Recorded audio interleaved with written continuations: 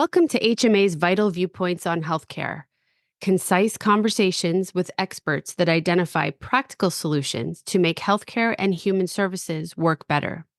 I'm your host, Jennifer Colamonaco, and I'm thrilled to be your guide as we explore new ideas for solving challenges that confound our uniquely American systems charged with delivering health and healthcare. In a world that has far too much information and far too little wisdom, we'll aim to keep it simple. Frank conversations about what it really takes to reimagine these systems of health and healthcare. Our HMA experts know how things work and don't work, and they have viewpoints on both the problems and solutions that are born from that experience. Vital Viewpoints on Healthcare is not just another podcast. It's your window into the minds of those steering us toward a healthier future. Subscribe now, and together we will explore the hard-earned wisdom that could change the way you think about your professional challenges. Ryan Howells is a nationally recognized digital health policy and interoperability expert based out of the Leavitt Partners Washington, D.C. office. He regularly works with the White House, Congress, the Department of Health and Human Services, Veteran Health Administration, and other agencies on digital health initiatives. Since 2016, Ryan has led the Karen Alliance, which has advanced consumer-directed exchange using fast healthcare interoperability resources, application programming interfaces, otherwise known as APIs. Karen's work has been implemented in production across the United States, named as an industry best practice in multiple federal regulations, and received a World-Changing Idea Award by Fast Company magazine. Ryan is our go-to person on all things digital health policy and has really been advising not only our colleagues, but our clients for years on the digitization of healthcare data and all that that means. So, Ryan, I am thrilled to have you on the podcast today. First of all, how did you get started? What first sparked your interest in healthcare technology, digital health? Where did your journey begin? Hey, Jen, great to be with you today. Well, it's kind of an interesting story. So when I was graduating from graduate school, when I entered graduate school, I had an opportunity to be able to see the rise of the internet. And that sounds like I'm old, and I am. So, and as a result of that, one of the things that I was working on while I was there as part of what's called an administrative residency program was finding out really what was going on the internet. Now, everyone had day jobs. I was doing this residency, and I was the only one that had the patience to watch the 14.4 modem load the pages. And so as I'm sitting there for literally hours on end trying to load a few dozen pages that take seconds now, I was thinking to myself, this is transformational. This is going to change the world. And I know that sounds, maybe trite or crazy, but I literally believe that, because when I was looking at the internet, I was seeing all of these companies that were starting up in healthcare and doing all of these amazing things that I knew needed to be done. And they were actually the first organizations that were getting it done. And so when I went into her chief operating officer at a very major health plan in the West Coast, and I said, we need to pay attention to this. Kudos to her, she listened. And as a result of that, we started to build out the first internet initiatives anywhere in the country, things like claim status and provider directory, things that we take advantage or we have, we're still trying to get right for the most part, but we know that it's something that's easily accessible today. But in the late 90s, that was a brand new thing. And so since then, I've had a love for digital health technology, where it's going to take us and kind of the future. And when I came to Leavitt almost 10 years ago now, that has been able to take place now at a national scale, which I'm super excited about, and working with private and public partners to get this done. Well, and that's sort of the irony, right? Is on one hand, we've made such tremendous progress in healthcare, really just in the last couple of years. And I know you've had a big role in that. On the other hand, healthcare is always so far behind because, this promise that you just described is yeah, we've all lived it in other parts of our life. And yet most of us don't live it in healthcare, don't experience it. So, at the risk of kind of stating the obvious, I mean, why is this such a big deal for patients, for people who could kind of experience a different sort of a healthcare system if this information was all kind of where it should be on the internet? Yeah, well, look, the quick history, if we continue to pick up from the late 90s, is that was really the time when the internet took off in the early 2000s. And when that happened, it took another 10 years for healthcare to pass the High Tech Act, Congress, I should say, to pass the High Tech Act and for it to be implemented in healthcare. And then it took another decade to be able to digitize the healthcare records. We were on, folks, may have forgotten in the early 2010s, we were still on paper for the most part. And you would still do that across. And then we've been able to make that happen. And now we've digitized the healthcare records. And now for the last 5 to 7 years, we've been trying to help to get the data to move between entities. There's been kind of older ways in which to make that happen over the last decade using healthcare specific technologies, but we're moving towards internet-based technologies like what's called application programming interfaces or APIs that actually enable this to be able to be found on any app of your choice. So we're moving to an app-based economy in healthcare at scale.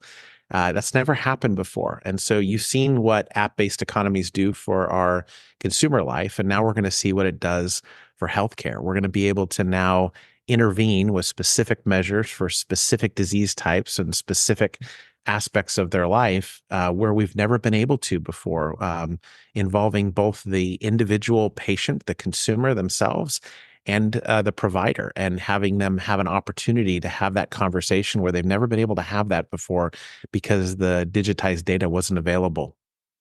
So why has it taken so long, and is it HIPAA? and and why is HIPAA so kind of misunderstood in this context? Well, everything takes long in healthcare, as folks know. It Right. just does. And the only thing that really scales in healthcare is federal policy. And that's what requires everyone to get moving in the kind of the same direction. But as Governor Leavitt likes to say, as you know, Jen, like the public sector can't do this by themselves and the private sector can't do this by themselves. So how do we figure out a way where both can work together to scale these technologies? And so yeah, I think there's some degree that HIPAA has been a barrier for this scaling, and part of that has to do with the fact that data sharing used to be optional. I can hoard all the data if I wanted to, and I didn't have to share it with anybody that I needed to. But the 21st Century Cures Act that was passed at the end of the Obama administration in 2016 changed all of that. It actually made data sharing mandatory.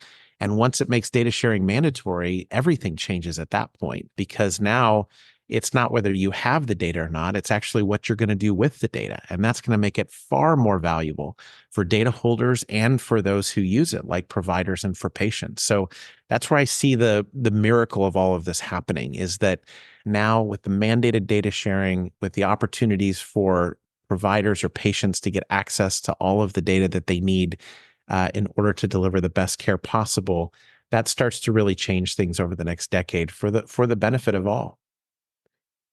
So we talked about how it takes a long time for things to change in the federal government, but progress has been sometimes slow in the private sector as well. And as you said, they're an equal and important participant in making these changes. So what have the barriers been in the private sector that you've experienced? Yeah, so there certainly has been a ton of money that has been integrated into the private sector from the VC world, and we appreciate that. I mean, that helps obviously with innovation. But I think one of the biggest challenges, Jen, is back to access to data, right? So one of the problems for these digital health companies, they certainly started really well, and many of them had incredible exits, but a lot of them have fallen off their highs, whether it's because of after COVID or any of the other things. Some of them are down 70 to 90%. And one of the reasons for that is because of this access to data issue. So today, those digital health companies have to knock on everyone's door and get a data use agreement and go through a security review and go through lawyers and all this stuff to try to get access to this health information. And that is super important because it relates to federal policy related to HIPAA, but it's also super laborious and it's super costly and it's super hard and it's difficult. And so if I am a provider and I'm treating Jen, I want to make sure that I have access to all of Jen's medical history, period, full stop. And we recognize the difficulty in doing that. There's all these, like I said, data use agreements to try to make that happen. But if I'm a provider, I should have, based on HIPAA, and minimum necessary, the ability to access that health information. We just don't today. And so that's the reason, I believe, one of the reasons you're seeing a significant drop off with digital health companies.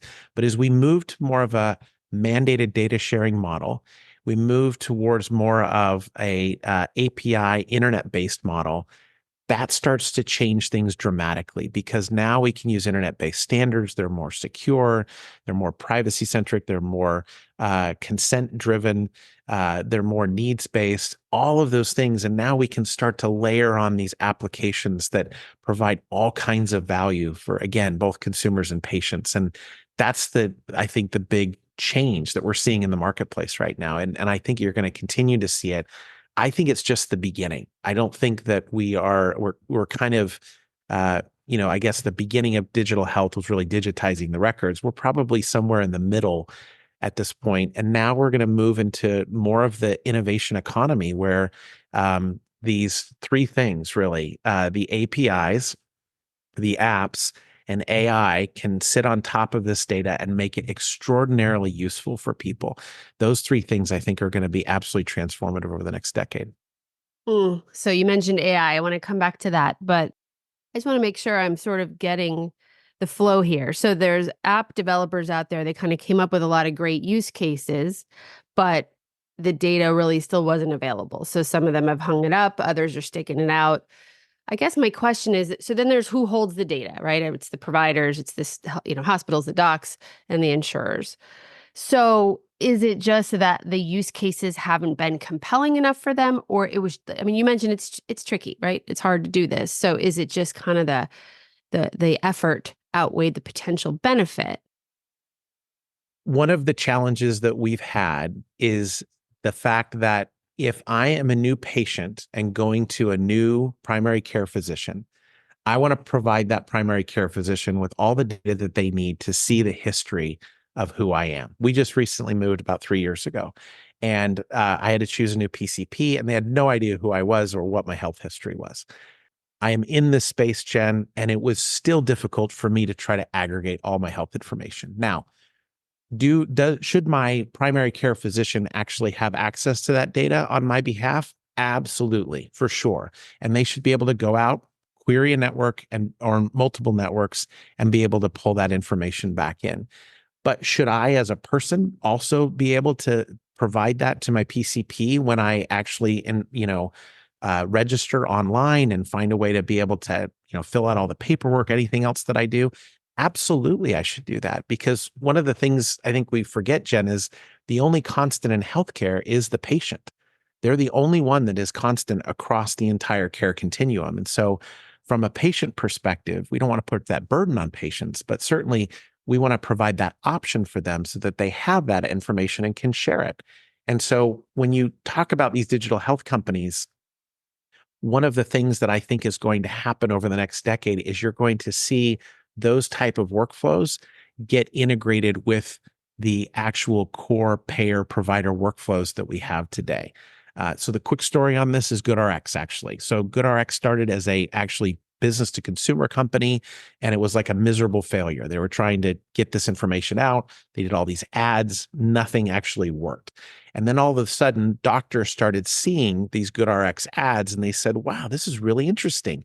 How do I actually figure out a way to get this prescription medication cheaper to my patients because they're not fulfilling their prescriptions because it's too expensive?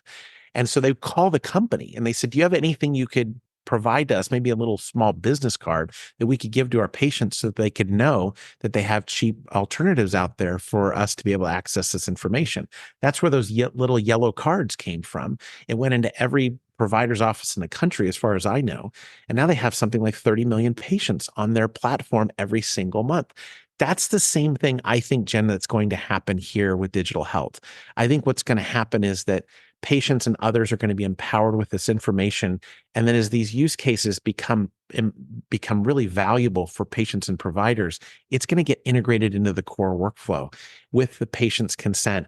And that ability to link both patients and providers together with access to their longitudinal data unlocks all kinds of really great opportunities. So as long as it's easier than filling out the clipboard every time, you're going to achieve that convenience for patients. And then it seems like really the magic for it, understanding how much the doctors are at the center of this and understanding what motivates them is probably that secret sauce. So that was a great story, which takes me back to AI, right? AI right now, we're in a bit of a space where I think a lot of providers are maybe nervous or skeptical or feel a risk of being displaced. But, I mean, there's certainly tremendous potential here to take burden off of them to help connect those dots. So maybe just talk a little bit about how you see that playing a role, that important third piece that you mentioned in making this happen. So obviously AI has been around for a long time. I think the new portion of AI is this idea of really consumer facing generative AI and what that actually looks like. I think that there's tremendous opportunities there. But I also think maybe this is a spicy take, Jen, that a lot of this is we're definitely at the top of the hype curve. AI does have an opportunity to be able to do things that we've never been able to do before. But how you monetize that, how you provide value, where that actually integrates in the workflow, does this become another feature in the workflow in terms of how this operates? And is it just that we have opportunities to provide better information? That's still an open question. And then obviously, how do you regulate it or can you regulate it? That's a really still significant question. They're some of the smartest people on the planet still are very open with the fact that they don't know how Gen AI actually works. And they can't see common ways in which the information that's being provided can be able to be developed, consistently. So the hallucinations problem is a big deal. And I think they're making progress, but it's still very early. And so we have to be careful. I think there are certain use cases that are transformative, right? Ambient listening, for example, for a doctor's office. I was just in my doctor's office the other day, and she's like, "Do you mind if I record our conversation so that I don't have to do these notes at night?" Of course not. Yeah, go for it. And doctors are now starting to shift their opinion of digital health from burden to burden reducer, right? Right. And so that's what I think is going to be the transformative piece, which is I may not like my EHR and doing all this data entry to no, I actually love this technology because it's actually reducing my overall burden. And that's where I think apps, AI, and the opportunity for APIs to really transform the industry is going to come from is the fact that it's going to move to more of a burden reducer than burden provider.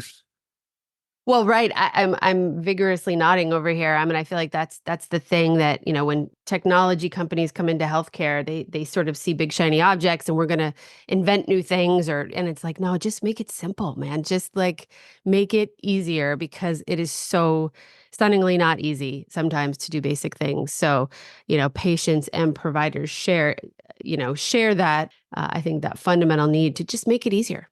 And so if that's what AI can deliver, that will be a game changer.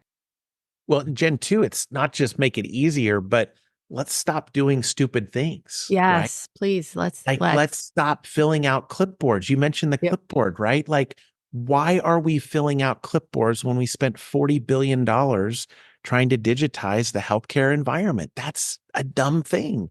Like, we should be able to have an opportunity where the provider and the patient have already had this relationship. They've identity proof themselves and they can come into it in doctor's office and either the doctor already has the information for them or the patient's provided it to them. Either way, the doctor has that information and I walk in and I just provide them my information. I sit down, I go in and I have a great experience with my doctor who uses these apps and AI and APIs to then be able to provide even better, more informed options for my treatment plan and do care coordination behind the scenes. So I don't have to worry about that.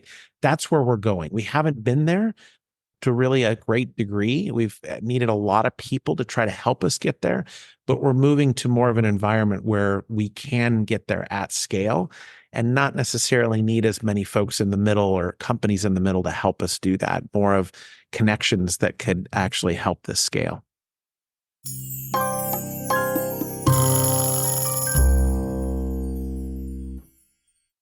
This seems like a great jumping off point for my favorite question. So, if you had a magic wand, to what is the one thing that you would fix to get this on track, to allow us to, stop doing the stupid things and start doing the smart things? What is the one thing you think would be fixed that would really just start a different ripple effect to move this forward?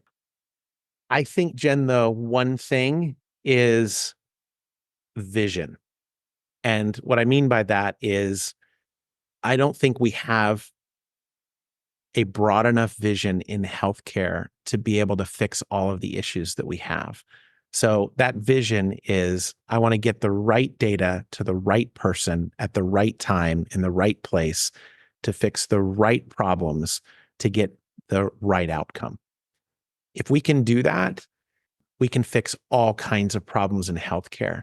The challenge is the siloness. That's not a word, Jen, but the fact that healthcare is so siloed is impacting our ability to make both individual and collective change at scale.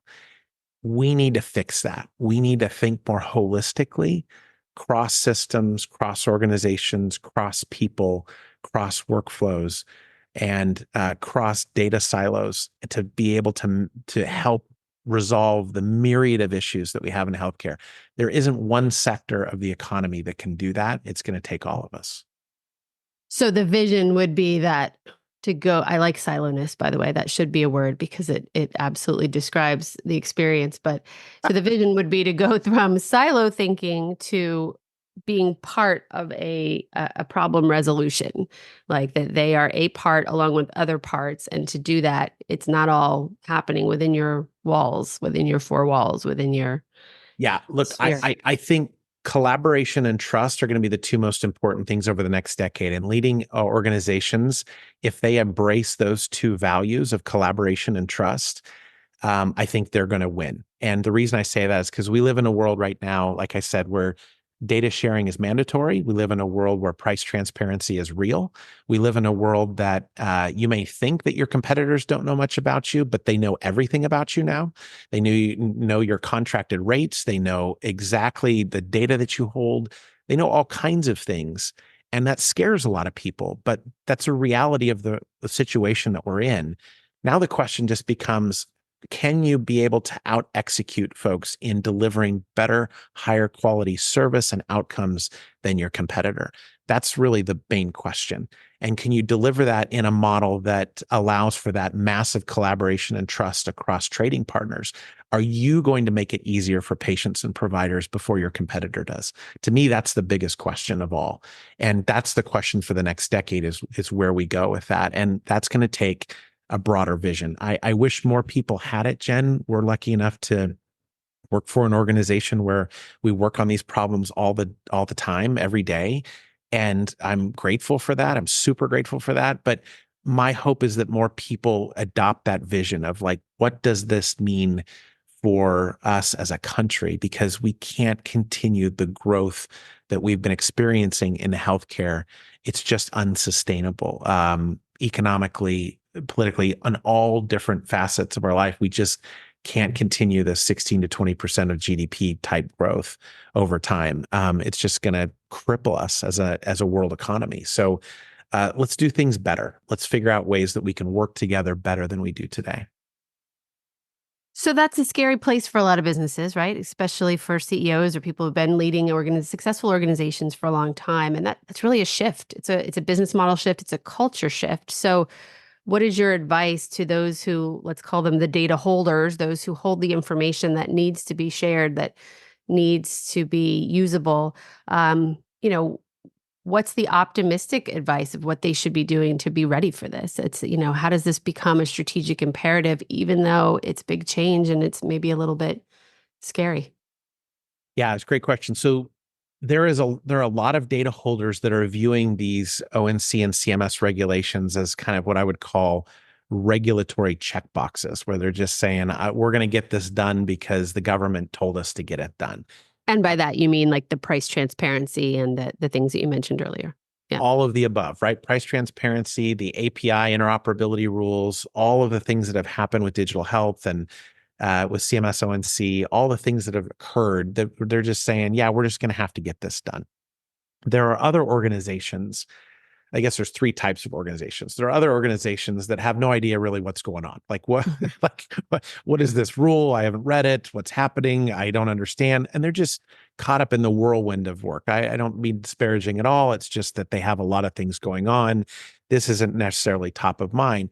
But there's a third category, and they'll move based on where the opportunities may lie. That's kind of that squishy middle. But there are other organizations who have embraced this, who've said, listen, price transparency is real. We're going to make this information valuable to our patients.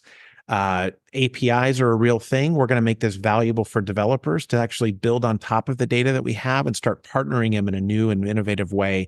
So we as an organization don't have to build all these solutions. We can actually work with others to build them.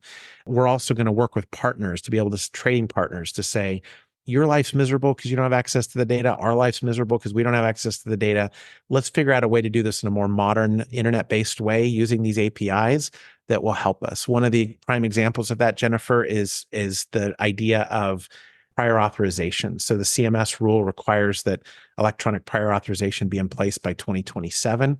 Early adopters have shown a 200 to 400% return on investment for this electronic prior authorization. So this is to the business themselves. The organization itself is representing tremendous value from implementing this API, and it's jaw dropping the amount of opportunity, because payers hate prior authorization, providers hate prior authorization, so do patients. But to some degree, it's still required. And so, how do we figure out a way to streamline it? And we're even talking to payers now, Jen, who are saying, if we can streamline it and put this on, an electronic chassis, we can start to measure, monitor this stuff, and understand who's doing what, when, have much more clarity in how that works, educate the provider community associated with that. And then let's start eliminating this. Like, let's just start taking it out of the system because it's not providing any value. And that, to me, that's where the exciting part comes in, which is, let's stop doing the stupid stuff. Let's figure out a way where we can be able to really innovate on top of the data that we're not doing now. We're just transacting today. And that's just not where we want to be. We want to innovate and actually solve problems and deliver better care. Yeah. So the promise is less stupid stuff, more of the stuff that matters, and being able to quantify it with data is what helps us distinguish between the two. That's exactly right. Absolutely quantify it with data. Just real quick, Jen, like social determinants of health, health-related social needs, right? Big topic. Everyone believes it's a problem. I don't think that that's a conversation any longer, but we haven't had the data to show us how we're making a difference in people's lives. So we've got to figure out how to do that. We've got to figure out a way to standardize that on APIs. The Gravity Project and others are making that happen at scale, which is great. But there's also this ability of, how do we exchange data between regulated environments, between HIPAA and the FTC? The individual person is not in HIPAA. They're in the FTC regulated environment. And so even if we get a national privacy law, we still have to figure out how we send data back and forth between regulated environments. That's going to have to come through consent and identity and the ability to send the data back and forth using more internet-based technology. So all of that happens because no matter who pays for health-related social needs, private sector, public sector, philanthropies, individuals, whoever that is, we still have to show demonstrable progress in why this makes a difference. I think everyone believes that it will. Everyone believes there's a need there. But to actually see the outcomes is going to be important for long-term sustainability of that area. Yeah.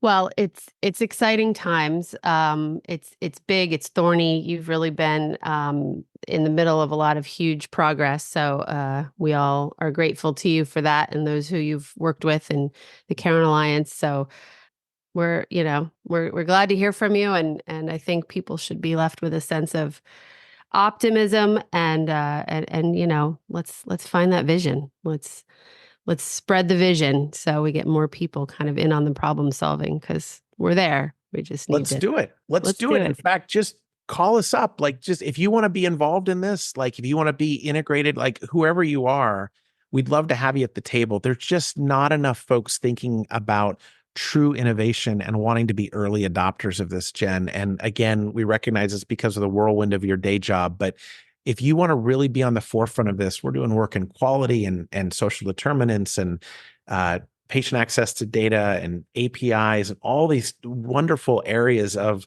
the economy. And we need more folks to be able to innovate with us. So really come join the great party that we're having. It's The awesome. vision party. Come to Yes. the vision party. You're invited. Excellent. Let's do it. Thank you, Ryan. Always a pleasure to talk to you. Thanks, Jen. This episode of Vital Viewpoints on Healthcare is sponsored by Leavitt Partners DC Direct. Are you looking for weekly insights on health policy developments in Congress and in the administration?